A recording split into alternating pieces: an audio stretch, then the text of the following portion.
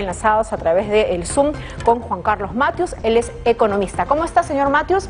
Muy buenas noches, bienvenido a ¿Qué está pasando? ¿Qué tal, Jennifer? ¿Cómo estás? Buenas noches. Gracias por la invitación. En principio, queríamos conocer de primera mano el análisis que usted hace a propósito de este anuncio, porque sabemos que el jefe del gabinete argumentó que los elevados precios que hemos visto recientemente en productos que conforman nuestra canasta básica familiar necesita la actuación rápida y oportuna del Ejecutivo, y esta ha sido justamente la idea, ¿no? La presentación de lo que va a ser pues este proyecto de ley. ¿Es viable, es entendible, es razonable? Ok, a ver, Jennifer, primero, y creo que has arrancado muy bien el tema presentando los conceptos para tener una idea clara de qué significa monopolio y oligopolio. Yo daría un pasito previo para explicar que hace 31 años que Perú está en un modelo de economía social de mercado, y eso implica reconocer que el que genera la riqueza, el motor de desarrollo de la economía, es el sector empresarial privado. Si lo entendemos así, si sabemos que el Estado no es el que genera la riqueza, sino la empresa privada, al Estado le compete tres tareas principales. Una es promover la actividad empresarial, dos es facilitarla, o sea, simplificarle la vida, hacer trámites mucho más ágiles, y lo tercero, que tú lo has mencionado en la definición, es regular el mercado, evitar situaciones de abuso de poder, evitar, por supuesto, monopolios, oligopolios, concertación de precios, contrabando. Y existen instituciones en el país a las que le compete ese tipo de tarea. Tenemos Indecopi, tenemos UNAFIL, tenemos UNEDU en el mundo de la educación, tenemos tantos supervisores, etcétera. Entonces, exacto, son entes supervisores y reguladores, y por lo tanto tienen capacidad de penalizar a una empresa. Entonces, lo primero que quiero relevar es que sí es importante que tengamos en claro que el bueno de la película es la empresa. O sea, no pensemos por este tipo de medidas que el malo de la película es la empresa, es todo lo contrario. Sin embargo, y por supuesto corresponde ese rol al Estado, se tiene que evitar situaciones donde hay una posición de abuso de poder. Una posición de dominio que nos tenga hackeados a los consumidores. Exacto. Exacto, solamente que ha confluido el día de hoy una situación complicada porque estamos importando una inflación, es decir, la crisis que ha habido entre Rusia y Ucrania ha elevado los precios de casi todos los productos, y en esa desesperación se trata de buscar culpables. O sea, yo sé que hay situaciones donde el Estado tiene que intervenir, y por supuesto, si hay situaciones de monopolio, oligopolio, se tiene que regular, se tiene que controlar, se tiene que sancionar. Eso es correcto. Pero no culpemos en frío, digamos, a la empresa que es la generadora del empleo. Claro. Y que por lo tanto es la que genera las oportunidades en la economía, ¿no? Entonces, señor Matius, anuncios como ese que se han hecho por parte del gabinete ministerial hace que la mirada se vaya pues directamente a la empresa que está generando incluso divisas, que está generando puestos de trabajo, y nos hace olvidar un poco pues la función que tiene que cumplir el Estado, y en este caso el gobierno, para generar mayor empresa, mayor actividad comercial, que nos permita tener incluso mayor poder adquisitivo. Lo ha resumido muy bien, es decir, el impulso tiene que ir a generar empresa, pero por supuesto en paralelo regularla y controlarla para evitar situaciones de abuso de poder, ¿no? Entonces la iniciativa no es que sea mala, ya existe ese rol para el Estado, si hay que reglamentarlo, puntualizarlo, identificar caso por caso, totalmente aceptable, totalmente correcto, pero no perdamos de vista que el motor de desarrollo es la empresa privada, ¿no? Ahora, pero ¿cómo hacemos que este libre mercado coloque pues a estas pocas empresas o a estas empresas en una posición de dominio, que ellos se concentren y eso pues redunde pues en perjudicar a los consumidores, que es básicamente la lectura, porque digamos son términos en los cuales es muy difícil de comprender, y yo, ciudadana de a pie, diría, bueno, pues se están concertando, se están agrupando, me están subiendo el precio de los productos y yo soy la más afectada, porque al final compraba yo antes de repente 5 panes, ahora solamente puedo comprar en el mejor de los casos 2. Por ahí deben estar agrupándose y llevando solamente agua para su molino.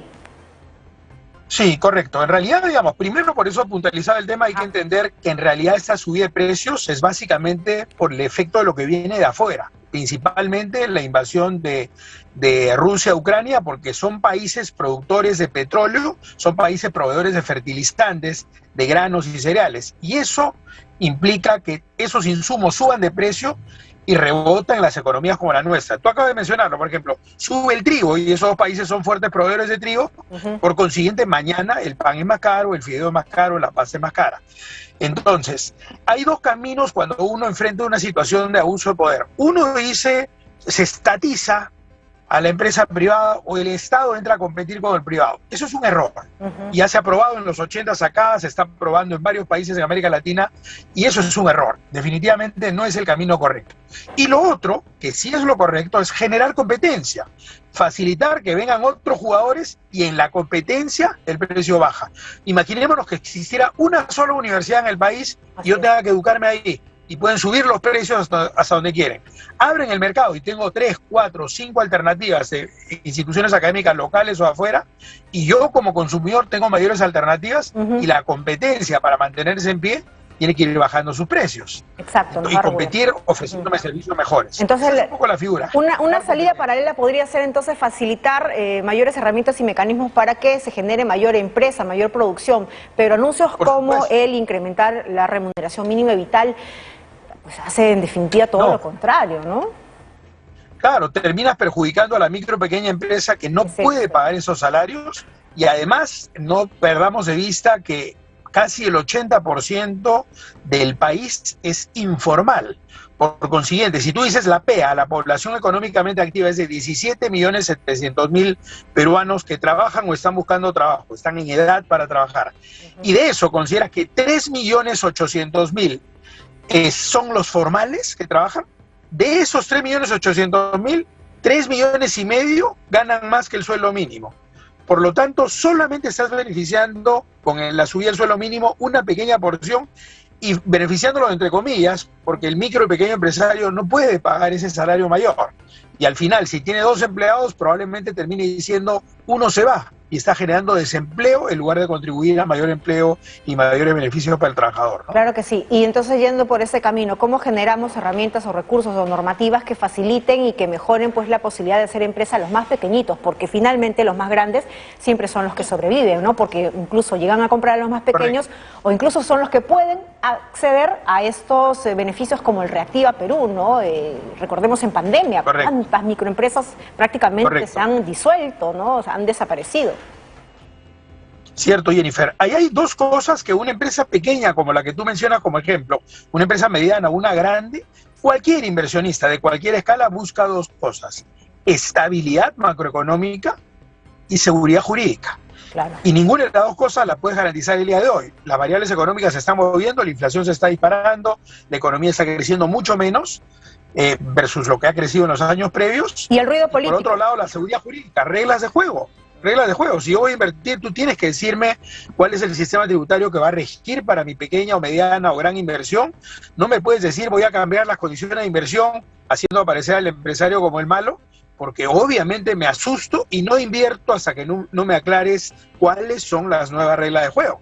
Pues son dos cosas: estabilidad macroeconómica y seguridad jurídica para poder invertir en un país como el nuestro. Si no, se desvía esa inversión hacia otros países como Colombia, Ecuador, y lamentablemente eso está pasando. Hay inversionistas de afuera, también pequeños, no en todos los casos son inversiones millonarias, y están comenzando a mirar mercados alternativos, lamentablemente, ¿no? Claro que a pesar sí. de tener Perú condiciones espectaculares en términos de recursos. Y finalmente, señor Matus, los organismos reguladores, supervisores, están cumpliendo su labor para que se haga necesaria justamente la creación de un proyecto que va a finalmente pues generar una reforma constitucional. Sabemos que va a requerir pues 87 votos y que se vea pues en 2 legislaturas.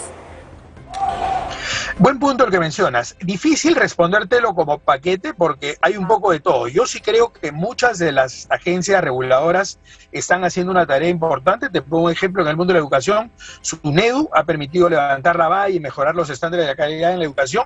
Sin embargo, SUNEDU, en mi opinión, no mira con los ojos correctos la educación virtual y no está permitiendo una competencia sana de alto estándar de calidad en educación virtual. Por ponerte un ejemplo puntual, podríamos hablar de Indecopio, Citelo, Sinermin, etcétera, etcétera. Es decir, sí cumplen un rol regulador, probablemente hay falencias también y hay escasez de recursos para cumplir como se debe y por tanto hay situaciones de abuso de poder y por tanto hay contrabando, etcétera, etcétera. Por consiguiente es una tarea importante que no está cumplida en su cabalidad totalmente. Es difícil hacerlo por un tema de recursos, pero es un desafío grande que tiene y no el gobierno, sino el Estado peruano en general.